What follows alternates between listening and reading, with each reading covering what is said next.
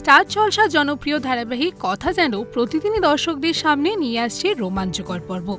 যে কাহিনী একসময় প্রেমের মোড়কে বাঁধা ছিল, সেখানে এখন দেখা যাচ্ছে ষড়যন্ত্রের চক্রব্যূহ।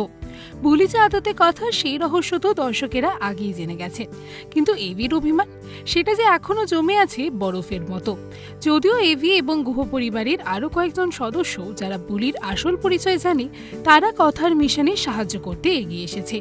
এদিকে গল্পে এসেছে নতুন মোড়। সিসিটিভি ফুটেজে কথার সামনে ধরা পড়ে সমীর গুহ মানে এভির বাবাকে নিয়ে এক অজানা তথ্য। এর মধ্যে যুথিকা এসে হাজির হয় গুহ পরিবারে। সে সকলকে জানায় সে সমীর গুহ দ্বিতীয় স্ত্রী।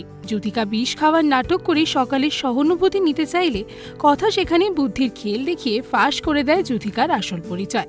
সে আসলে বিশ্বাস পরিবারের মেয়ে এবং সমীর গুহর সাথে তার কোনোদিনও বিয়ে হয়নি। এর মধ্যেই কথা ভুল করে সমীর গুহকে বাবা বলে ডেকে ফেলে। এক মুহূর্তে গুহ পরিবারের সবাই বুঝে যায় এই বুলি আদতে কথা। তারপর যুথিকাকে তুলে দেওয়া হয় পুলিশের হেফাজতে। কিন্তু এখানেই তো গল্প থামে না। হেফাজতে যুথিকার সঙ্গে দেখা করতে আসে প্রান্তিক। দুজনের চোখে স্পষ্ট প্রতিশোধের আগুন। যুথিকা প্রান্তিকের ষড়যন্ত্রের জাল কি ইতি টানবে এভিয়ার কথার সম্পর্কে?